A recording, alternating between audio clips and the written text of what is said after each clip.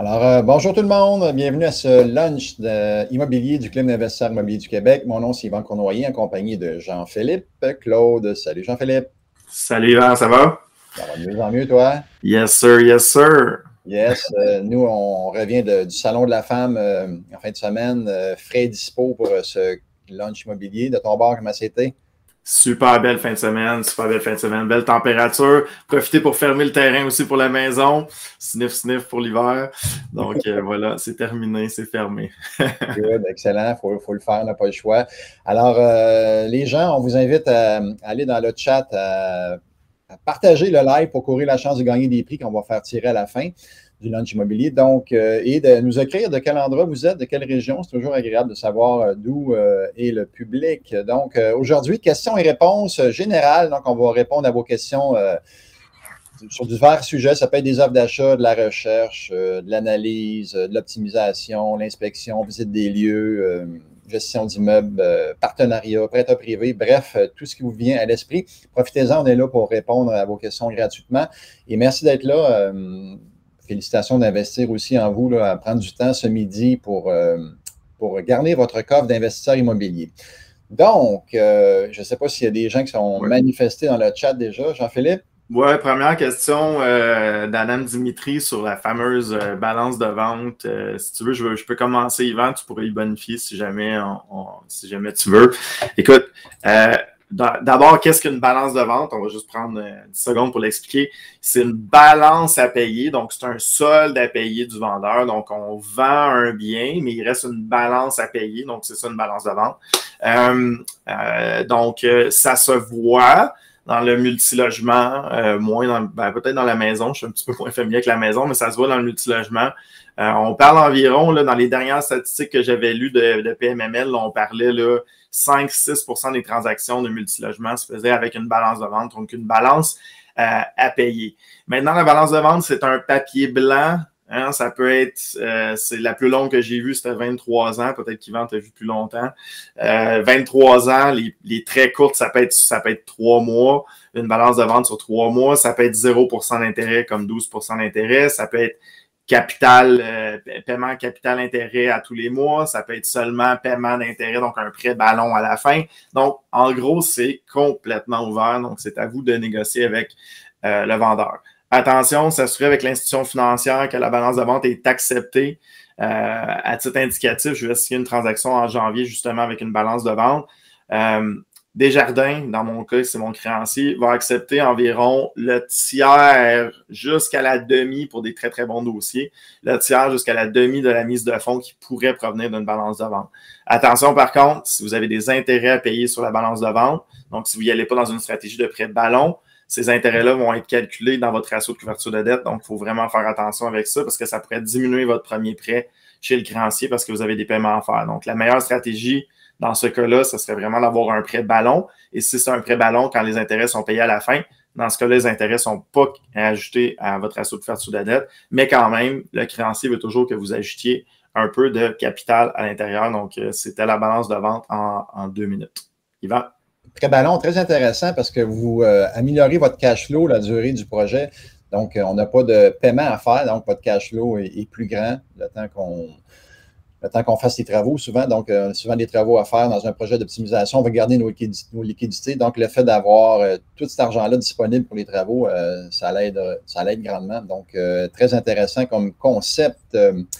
Je vous ai dit tantôt qu'on faisait tirer des prix. J'ai oublié de dire c'était quoi. C'est 250 $ d'arabais applicables au coaching qui débute en présentiel le 29 janvier prochain. Donc, le programme Élite, anciennement Coaching et Mentorat, qu'on a rebaptisé, qu'on a renommé.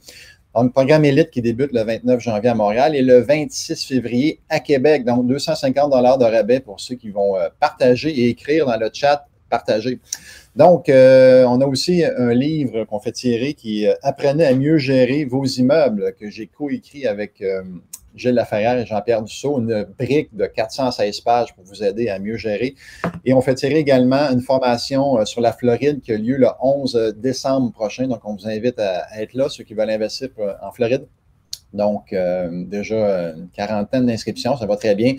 Et voilà, donc, à vos claviers, messieurs et mesdames. Justement, Yvan, j'avais une question gestion, vu que tu as écrit le livre sur la gestion. On parlait de révision de taxes municipales à la hausse. C'était Annabelle Saint-Jean. Donc, j'ai reçu un avis de révision des taxes municipales à la hausse de 2020 à 2021. Est-ce que j'ai la possibilité d'augmenter mes baux en 2022, reflétant cette révision pour les locataires qui étaient présents de 2020 à 2021? Effectivement, en suivant le calcul, tu peux y aller de façon stratégique à négocier avec tes locataires en disant que tu as une augmentation pour t'entendre leur filer entièrement, mais by the book, il faut suivre les règles de la régie. Donc, il y a tout un calcul à faire. On peut aller sur le TAL, je dis la régie, mais maintenant c'est le TAL, donc le tribunal administratif du logement. On va là-dessus, il y a une grille tarifaire, donc on peut aller rentrer les montants et il y a une portion de ça qui va être transférable à tes locataires. Donc, tu peux utiliser également celui de la Corpic. Celui de Corpic, qui ont un calcul un peu différent, qui est plus à l'avantage des propriétaires. Évidemment, si le locataire est moindrement allumé, il va peut-être dire c'est pas le bon formulaire, mais souvent les gens vont s'en servir pour passer une augmentation plus haute que ce que la régie peut le permettre. Parfait. La prochaine question, si tu me permets, je peux la prendre. C'est dans ma cour d'optimisation, justement. C'était Josiane Bugeaud qui disait, mais comment faire pour calculer suite à les travaux ma nouvelle valeur économique? La première estimation que tu dois faire après travaux, c'est combien tu vas louer ou quelles dépenses vas-tu sauver? Est-ce que tu fais des travaux de conversion de chauffage vers de l'électricité? Donc là, tu sauves des coûts. Donc, en fait, combien de dollars net tu vas obtenir de plus après tes rénovations? Et à partir de là, tout simplement, tu peux aller voir ton courtier hypothécaire pour ta valeur économique. Donc, tu peux refaire les calculs de quelle sera la valeur après travaux. Donc, c'est à toi d'estimer. Un évaluateur agréé pourra t'aider, mais généralement, c'est à toi d'estimer à combien tu vas être capable de relouer après les travaux. Ce que je vous conseille aussi, ce qu'on dit toujours dans le cours de coaching, c'est de bien connaître son secteur aussi et d'être bien capable de calculer ces valeurs-là soi-même. Donc, en ayant un bon réseau et en étant capable de calculer ces valeurs-là soi-même, on est moins en lien de dépendance nécessairement avec notre courtier hypothécaire, mais dans ce cas-là, tu vas pouvoir le faire. Et là, je parle dans un 6 logements et plus, là, donc le calcul de valeur économique, parce que dans le Plex, la valeur économique ne s'applique pas. Yvan, de retour à toi. Yes, une petite question facile d'Anthony Rodrigue. C'est en même temps une petite pub qu'on devait faire. Donc, bonjour les gars, je me demandais s'il est toujours possible de se procurer les formations préenregistrées à 50 % de rabais pour le Black Friday. Effectivement, Anthony, on fait une promotion vendredi au lundi, donc du Black Friday au cyber lundi, 50 % de rabais sur les formations préenregistrées. Donc, ça vaut vraiment la peine là, de se former à moitié prix durant ce week-end-là. Vous avez 20 jours pour prendre les formations. Fait qu'on n'est pas obligé de toutes les prendre on peut les acheter durant le Black Friday et le cyber lundi, mais on peut les prendre, on a 3 semaines pour les écouter et les revoir autant de fois que l'on veut. Valérie Poitras, est-ce que tu as eu le temps de la lire? Je n'ai pas eu le temps de finir de lire la question. C'était quel est le meilleur investissement? C'est l'objectif premier de générer du cash flow dans le but de rembourser mon hypothèque personnelle le plus rapidement possible. Il y a 4-5 façons de générer du cash flow. Première façon, on peut faire des flips. Valérie, tu peux acheter un immeuble, le rénover, tu peux le revendre, encaisser ton profit. Ça va générer du cash flow rapidement. Tu peux acheter un immeuble que tu vas optimiser, comme Jean-Philippe fait beaucoup de ça ici. Fait que tu achètes un immeuble, tu l'optimises, tu augmentes les revenus, tu diminues les dépenses, tu refinances et tu encaisses ce cash-là et tu rembourses ton hypothèque personnelle si tu veux. Mais fais attention, les intérêts que tu vas payer sur le refinancement, si la portion, s'il y a une quantité d'argent que tu utilises pour des fins personnelles, tu ne peux pas déduire les intérêts sur cet emprunt excédentaire-là que tu as fait. Ensuite, tu pourrais peut-être construire du neuf, tu t'achètes un terrain, construis du neuf que tu revends et tu encaisses le tout. Tu peux faire une conversion en condo, donc tu achètes un immeuble, tu transformes en condo que tu revends à l'unité par la suite et encore là, tu génères du cash flow. C'est une forme de flip en tant que tel, là, quand tu convertis des condos que tu revends. Ensuite, tu pourrais aussi vendre une promesse d'achat, donc céder tes droits sur une promesse d'achat. Donc, tu trouves un bon deal, tu gèles la propriété, tu te mets des portes de sortie si jamais tu ne veux pas acheter la propriété. Mais entre-temps, dans le processus d'acquisition, tu trouves un acheteur potentiel et tu cèdes tes droits moyennant un échange, un honoraire professionnel, donc une récompense pour avoir travaillé sur la propriété, pour avoir trouvé le deal et avoir fait de la recherche et trouver le deal. Donc, c'est pas mal les façons, à moins que tu en aies d'autres, Jean-Philippe. Non, non, c'est ça. C'est vraiment, tu as bien cité des gains en équité.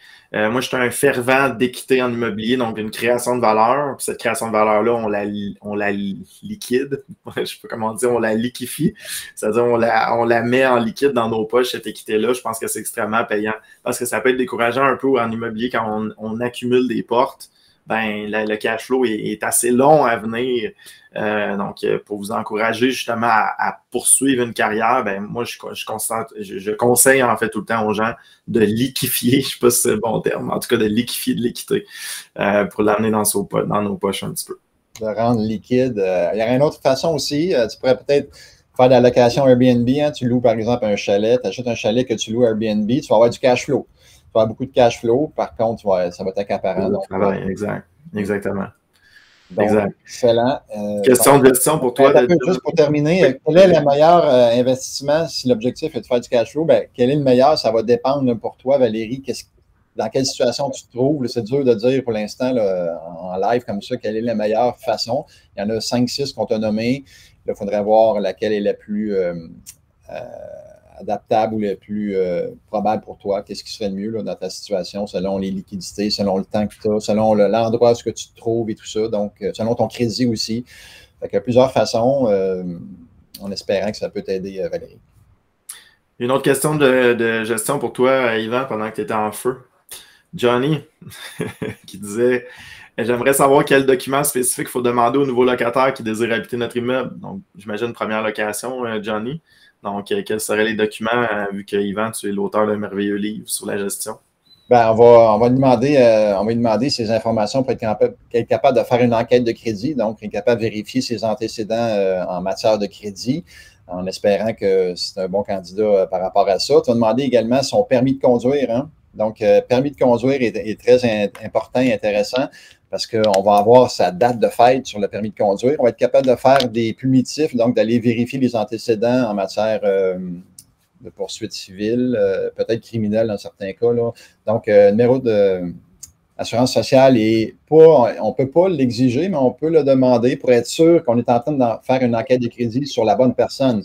Donc, on ne peut pas l'exiger, mais on peut le demander. Habituellement, les locataires vont le fournir. Donc, on fait une enquête de crédit, permis de conduire, numéro d'assurance sociale et des références également sur les anciens propriétaires ou propriétaires actuels pour être capable de les contacter et l'employeur aussi.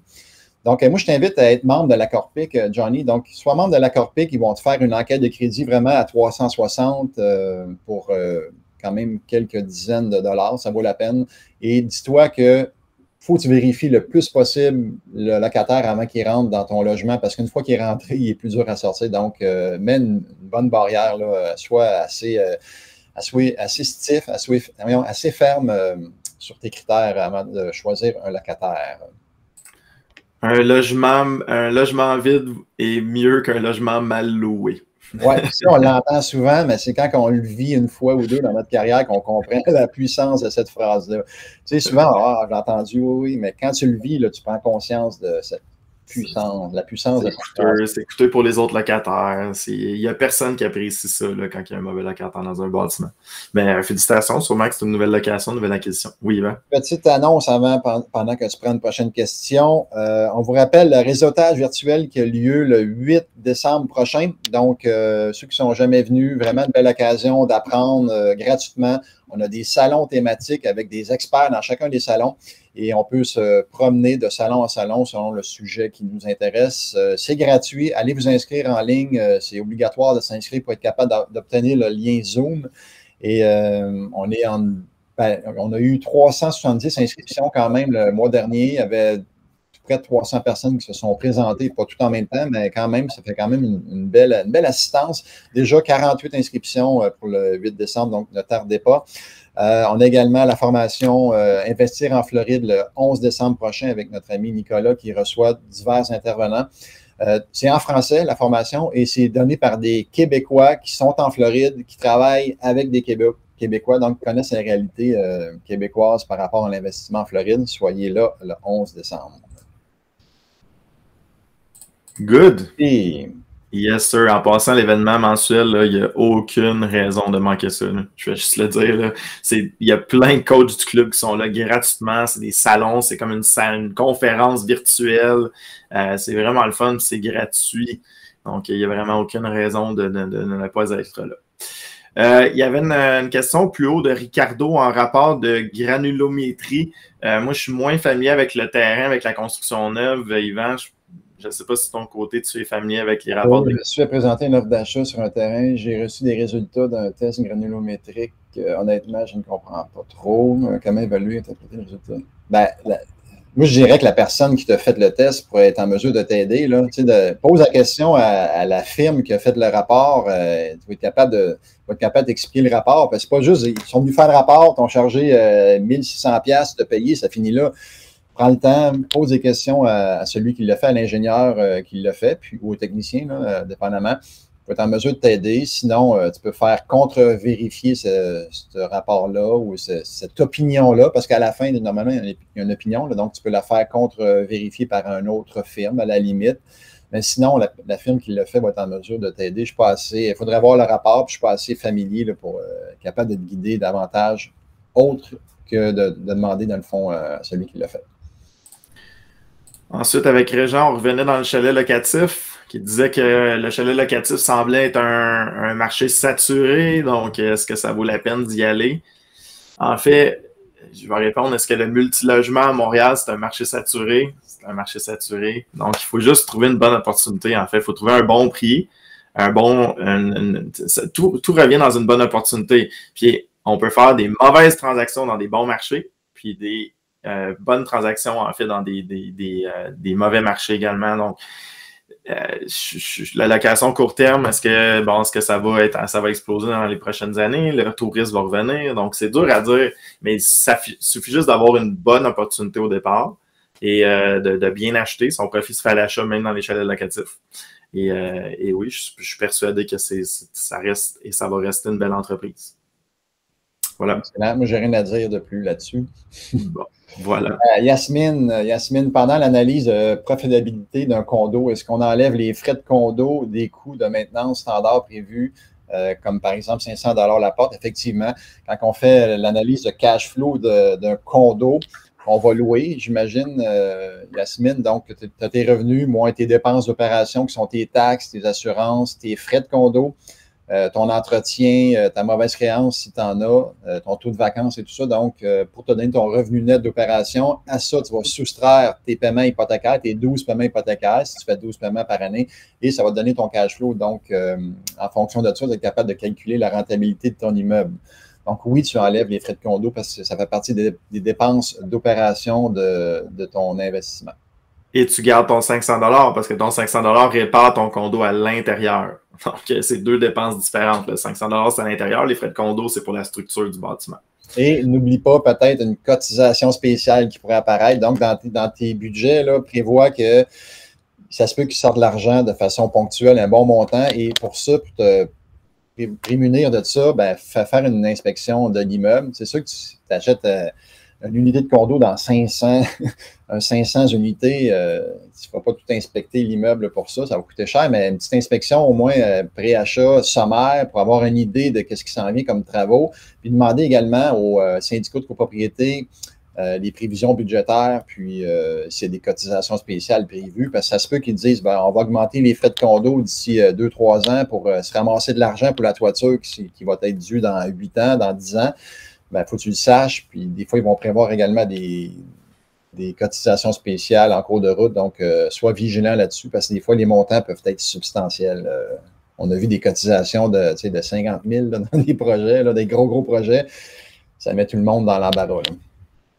Effectivement, bon point. Ensuite, il y avait Patagonia, si tu veux, je vais te donner une pause, Yvan. Patagonia qui a dit « Je reste à Montréal, je vais être millionnaire aussi. » Super belle vision. J'adore le nom en passant. Un nom nature. Donc, acheter un plex, c'est difficile en ce moment. Les loyers sont bas. Donc, là, il faut faire attention entre plex et multilogement. Quand on dit plex, c'est 2, 3, 4, 5-ish.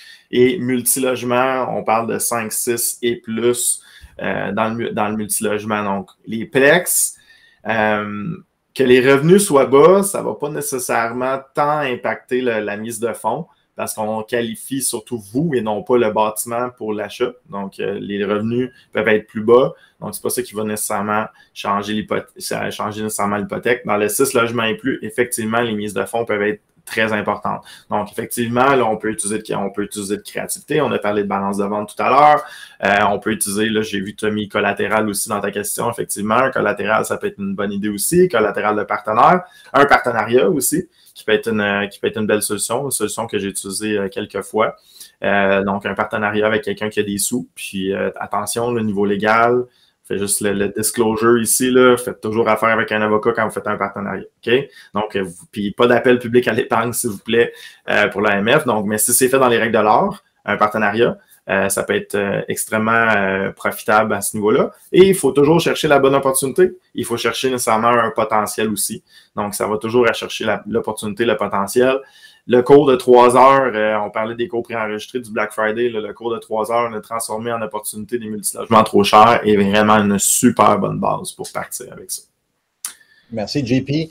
Dernière chance de partager le live pour courir la chance de gagner les prix qu'on fait tirer dans environ 5 minutes. Donc, à vos claviers, tout le monde. On vous rappelle également le groupe des femmes qu'on a créé, que ma conjointe a créé. Donc, femmes en immobilier, je ne me souviens plus du nom exactement. Elle va le mettre dans le chat.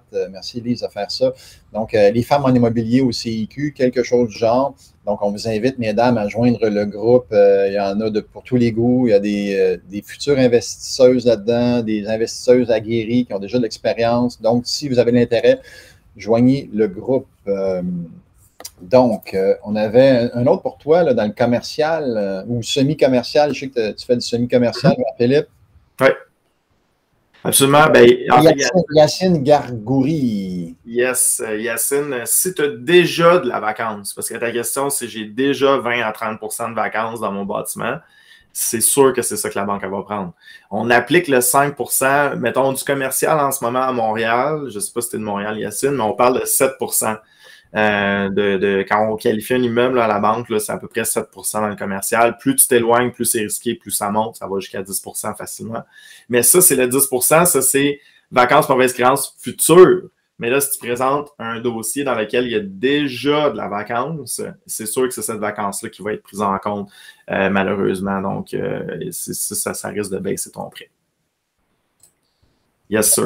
Il y avait Éric Trudeau qui demandait est-ce que, il parlait de flip RBQ, si vous voulez en parler, c'est assez simple. Si tu veux faire un flip réno, Éric, ça te prend ta licence RBQ. Donc, c'est sûr, si tu veux faire un flip de vente d'offre d'achat, tu n'auras pas besoin de licence RBQ, mais aussitôt que tu veux faire des travaux dans une propriété, dans le but de la revendre rapidement puis d'en faire une vocation, dans le sens d'en faire une nature commerciale, c'est que ça devient commercial en termes d'opération parce que ton but est de revendre rapidement. Ça te prend ta licence RBQ dans le sens que tu dois la détenir et non juste engager un entrepreneur qui a sa licence. OK? Donc, ça, c'est by the book. C'est assez simple comme concept. Puis comme concept by the book, on ne peut pas rouler 110 l'autoroute. Il y en a qui prennent la chance, donc libre à toi d'y aller comme tu veux, mais si tu veux être vraiment dans les règles, ça prend ta licence RBQ si tu veux faire des travaux dans une propriété que tu n'habites pas. C'est sûr que si tu l'habites, c'est une autre histoire, là, mais si tu n'habites pas la propriété, ça prend ta licence. On peut peut-être procéder à l'annonce des gagnants. Parfait. Ouais, vas-y. Je te lançais déjà une question, justement, on est toujours dans la question de gestion, c'est le fun, parce que je te relance la balle avec ton livre de gestion. Louer meublé, Yvan? Si le secteur le permet, si le type d'immeuble le permet, oui, dans le sens que tu vas payer des meubles, tu vas inclure des meubles dans ta location, puis habituellement, tu vas récupérer en dedans de 2-3 ans ce que ça t'a coûté. Même, je te dirais, en dedans de 2 ans, il faudrait que tu récupères ce que ça t'a coûté pour meubler. Fait que, mettons, tu mets, je ne sais pas, un exemple, 5 000 $ pour meubler un appartement, mais tu loues, disons, 200 par mois de plus. Donc, 200 $ par mois x 12, ça fait 2 400. Pendant 2 ans, ça fait 4 800. Fait qu'au bout de 2 ans, tu as récupéré ton 5 000 $. Donc, tu viens de donner de la valeur à ton immeuble. Donc, oui, ça peut être très bien. Il faut faire ses calculs, par contre, mais dans le concept, plus tu inclus de choses, puis tu arrives à louer plus cher, tu améliores ton revenu net d'opération par conséquent, puis la valeur de ton immeuble également. Peut-être un petit rajout là-dessus, JP? Non, ben c'est sûr que c'est avec Sinistar aussi, qui peut être intéressant, de louer meublé à des sinistrés aussi. Oui, ça peut être intéressant, c'est juste un petit peu plus de gestion, c'est tout. C'est un petit peu plus de gestion, c'est une clientèle différente. Fait que je pense qu'il faut juste qu'on ait un bon secteur pour ça. Tu l'as déjà dit, mais je pense qu'on est là. Mais c'est bon, souvent, où il y a des universités avec des 1,5, 2,5, de louer ça meublé, mais si tu as des 5,5 avec des familles, meublés, ça va être une autre histoire. Effectivement. Ouais. Donc, les gagnants dans le fond, du concours, du partage que les gens ont fait, c'est Martin Harpin qui se mérite 250 $ applicables au programme Élite qui débute en janvier à Montréal et en février à Québec. On a Jean-Guy Laplante qui se mérite un livre, donc Apprenez à mieux gérer vos immeubles. Donc, félicitations, Jean-Guy. On a également Annabelle Saint-Jean qui se mérite la formation Investir en Floride qui a lieu le 11 décembre prochain. Donc, félicitations aux gagnants, gagnantes. On met le lien dans le chat pour être capable de rejoindre Julie au bureau et réclamer son prix. Donc, félicitations à tout le monde. Merci d'avoir partagé. Et c'est encore le temps de partager, dans le fond, pour les gens, pour que plus de gens qui assistent à nos lunchs immobiliers. Et plus qu'il y a de gens, mieux que c'est pour tout le monde. Et ça nous encourage à les faire quand il y a plus d'assistance. Si je peux citer mon ami Charles Côté de Drôlement Inspirant, justement, dans lequel j'écoutais ses podcasts, puis je trouvais ça vraiment intéressant. Qu'est-ce qu'il disait? Vous venez chercher de la valeur, redonner de la valeur. Donc, si jamais vous appréciez les questions-réponses qu'on fait gratuitement pour vous, c'est de redonner de la valeur. En fait, redonner de la valeur, c'est de le partager pour l'envoyer à d'autres personnes. Donc, je trouvais ça très beau, qu'est-ce qu'il dit dans son podcast. Très, très bien dit. C'est une façon de contribuer à votre façon. Là. Et voilà. C'est bon pour tous. On me dit dans le chat de redonner les dates du programme Élite. C'est le 29 janvier à Montréal, le 26 février à Québec. Donc, les liens vont être disponibles cette semaine pour les inscriptions. Donc, je pense que ça complète quand même E29. La semaine prochaine, on reçoit nul autre que Luc Poirier qui va répondre à vos questions, qui va venir nous inspirer, nous partager une partie de son parcours et comment il voit ça, l'investissement immobilier et l'entrepreneuriat. Et on termine pas la soirée, mais nos Q&R et nos lunchs immobiliers avec justement Charles Côté le 6 décembre prochain. Soyez là. Et sinon, un petit mot de la fin, Jean-Philippe. Toujours un plaisir de partager l'écran. Là, je vois qu'il y a beaucoup de questions aussi qui défilent. La prochaine fois, posez-les plus tôt. Posez-les plus tôt. Des fois, on a un grand vide au début. Donc, inquiétez-vous pas, posez les questions dans les prochains QR. Ça va nous faire plaisir de répondre. Excellent. Et merci beaucoup d'avoir été là, tout le monde. On se revoit la semaine prochaine. Donc, prochain lunch immobilier le 29 novembre avec Luc Poirier. Bonne semaine immobilière à tous et à